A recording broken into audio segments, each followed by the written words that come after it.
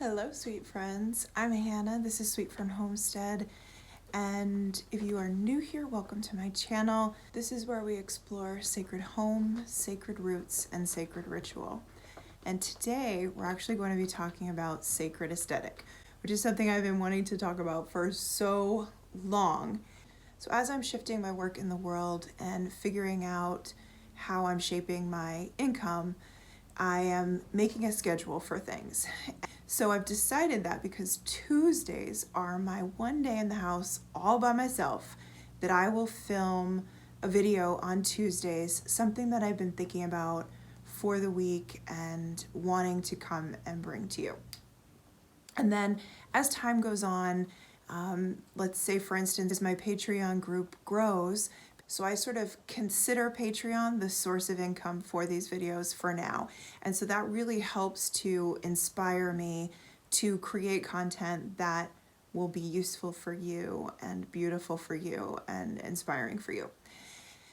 So I will post the Patreon link down below, and what you receive in return for a financial exchange of $5 a month is a recorded little mini podcast. It's really not official, it's just a recording link that I send. And I just talk to you, and I talk a little bit more personally. This isn't a space where I can talk about my kids or, relationship all that much, because it's right there, it's big, it's online. And so I've been using my groups as the place where I can talk a little bit more personally about life and what's going on. So I can also answer questions, I can tackle topics you'd like to hear about, and I just talk for about 20 minutes, half an hour, and I gift that to you right around the end of the month. So if you'd like to become a Patreon, I would be so grateful, and thank you.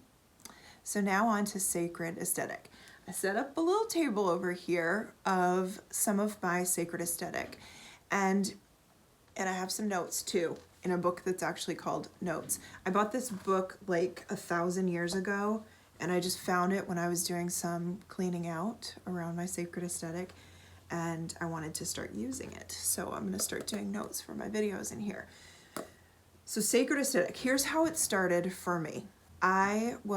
We were doing our own renovation on our kitchen. We wanted to do a very low budget, use what we have, not try to buy a lot, and make something really beautiful. So we had a very, standard fixed kitchen, all the cabinets in there, stuck to the wall, everything like your typical like modern suburban kitchen. I'm not a huge fan, and so I am a huge fan of open shelving. And I'm not a huge fan of microwaves, but I am a huge fan of like hoods over stoves. So we did things like that. The hood for the stove was one of the few things that we did invest in. I think it was just over $100. We removed the microwave. I laid out the shelves, so we took many of the fixed shelves off and moved their orientation so that there was more open space. We bought a few floating shelves out of reclaimed wood and from an artist on Etsy. And then I took all the shelves off the cabinets. Now, once you do that, you can't hide anything in your cabinets anymore. It's all there for you to see. So this sort of started my conversation with my sacred aesthetic. And the very first thing I noticed was how many mugs I had. I had so many mugs, and the mugs all told a different story of who I was, who I have been. And it was very confused. If you were to look at my mug cabinet, you would think, oh, this must be like, a bunch of people came together and put all their mugs together. Well, actually, it was just me. And so that was the first place, the mug cabinet, where I decided to define my sacred aesthetic. And here's how I did it. Here is the list. Let's see. I don't even know how many things. Let's look. 1, 2, 3, 4, 5. So there are about 5 steps to this process for me. And the very first step, before any of the others, is integrity.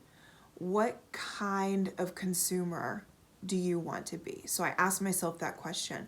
What kind of consumer do I want to be? So I noticed there were all these different phases. I had my thrifted mugs, I had some handmade mugs, I had mugs from Target. I had mugs that I was purchasing during my pink phase where I decided I wanted to have like pink mugs. There was my glass mug phase, mostly from IKEA. There were just so many different things happening.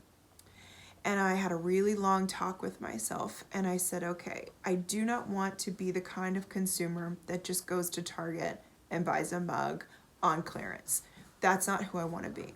I also don't want to be somebody who keeps something just because it was free. We had a lot of that going on where we had a swap shop at our transfer station in New Hampshire, and the kids would go in and they'd grab all this stuff and we'd end up having all these things, and it was just piling up and piling up. I had to get really clear on what kind of consumer I wanted to be. I want to support artists. I want to support people who are supporting sustainability in their products. That is very important to me. And I want to support the secondhand culture, the thrifted culture, the idea that we don't have to go buy something new because there's always going to be something secondhand that we can find to love. And I promise you, mugs are one of those things. For the apartment downstairs, I thrifted every single mug and they are gorgeous. Many of them are handmade pottery pieces from artists. Get clear on your integrity. What kind of consumer do you want to be?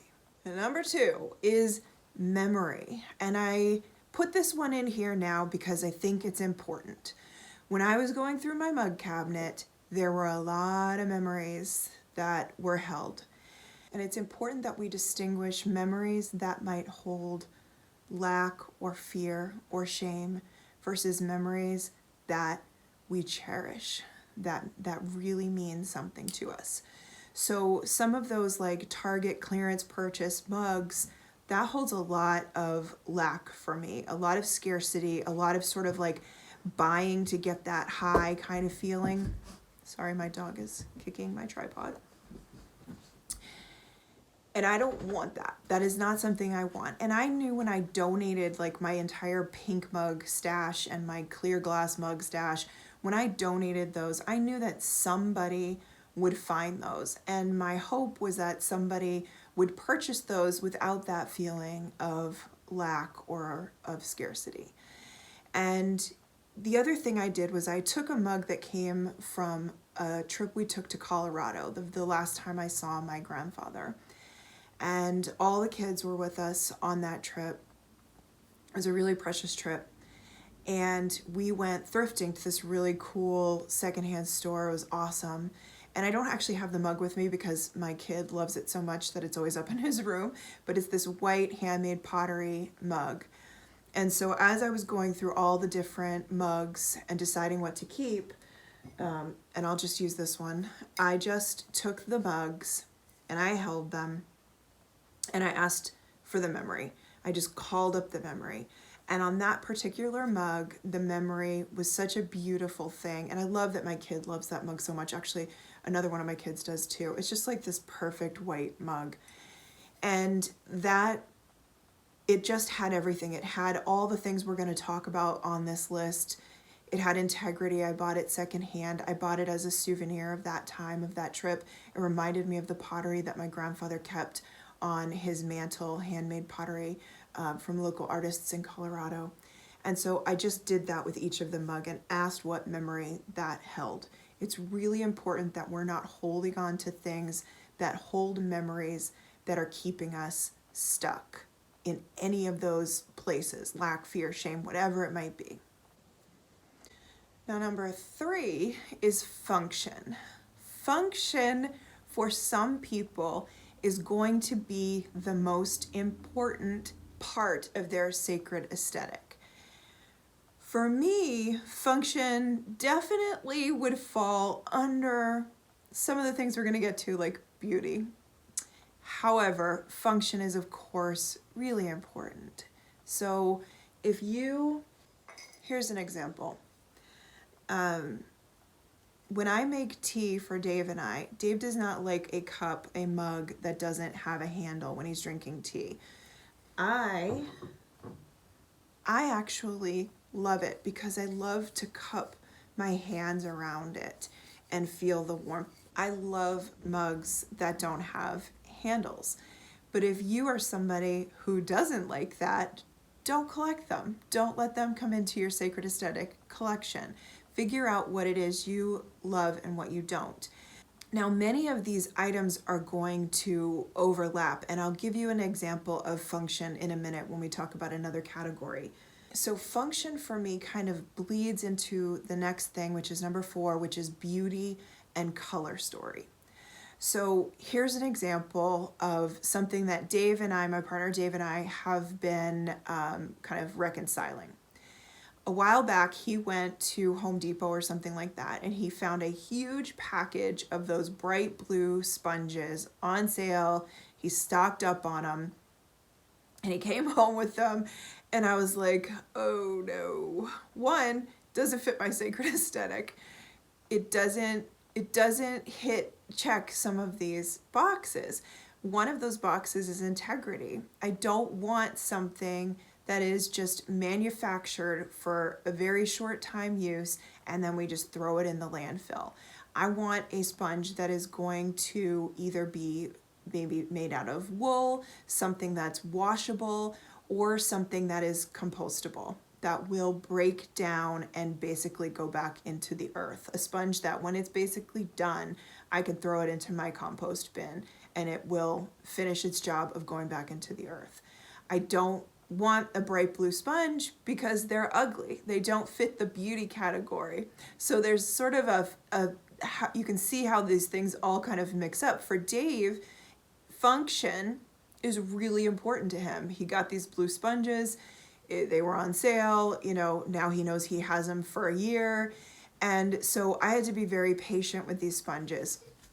And we had to do a little compromising. And I still got my compostable sponges. And I've just kind of been working through both categories and letting him use the other ones a lot of times for like cleaning and things like that. And sometimes we got to compromise a little bit. So I have to get through those blue sponges.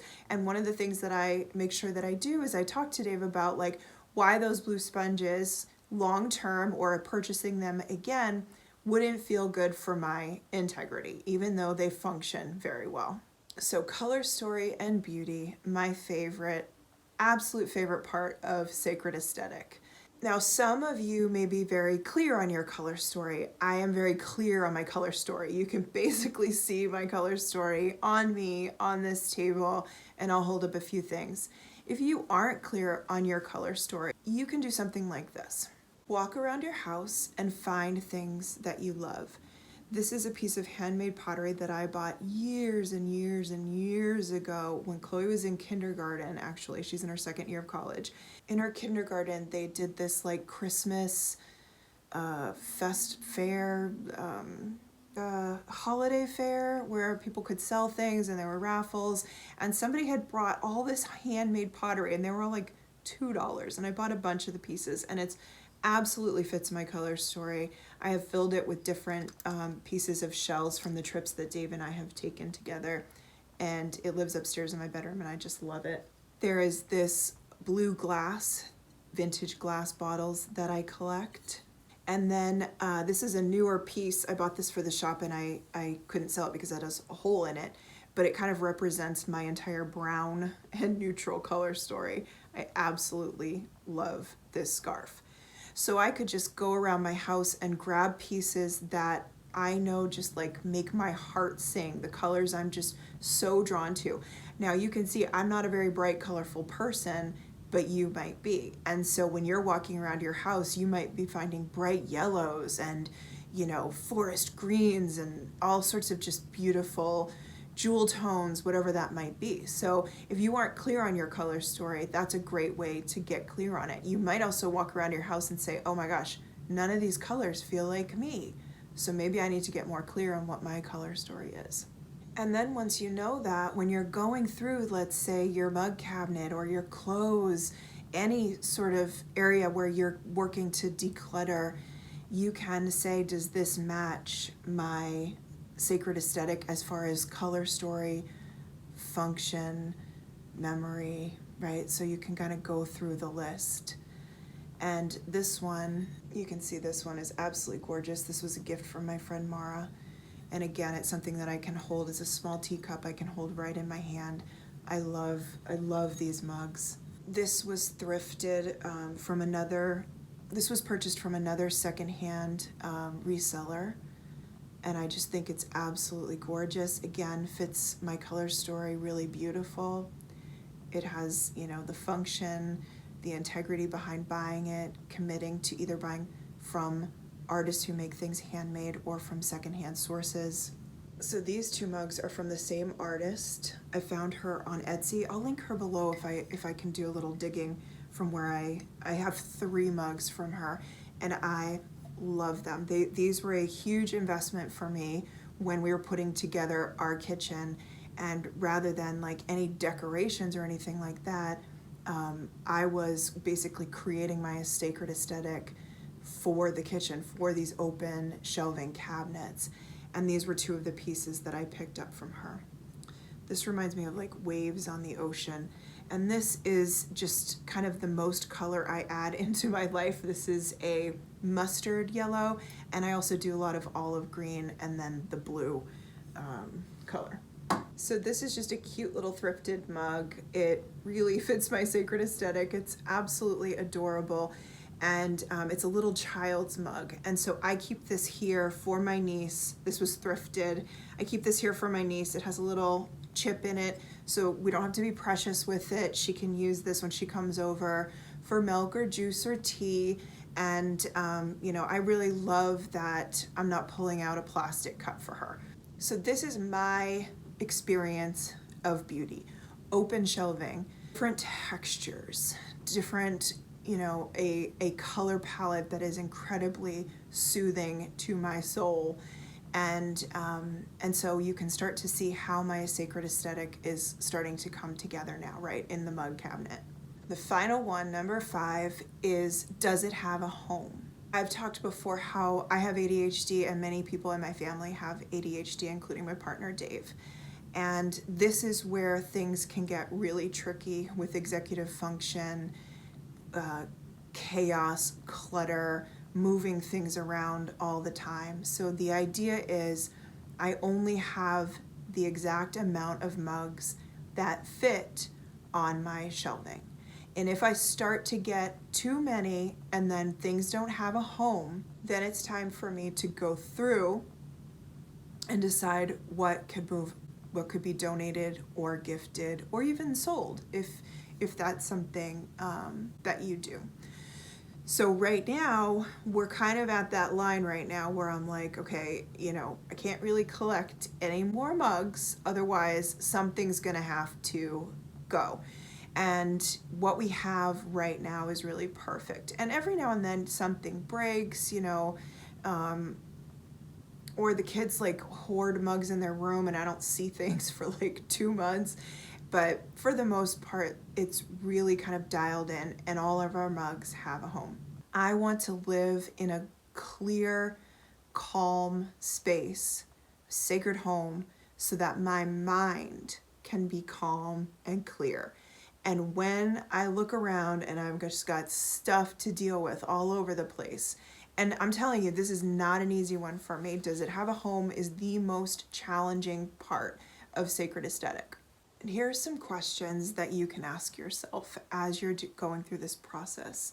When you pick up an item to wonder, is this part of my sacred aesthetic? Is this something I want to keep? Ask what story it's telling.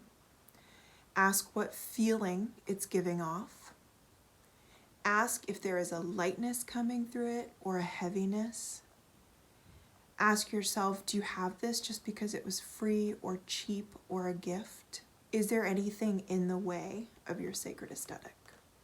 So like for me, feelings of disorganization, clutter, maybe overspending, holding on to things because they hold a certain memory. So now I'm gonna head back into the kitchen and put all my mugs back on the cabinet. Thank you for being here. I appreciate you.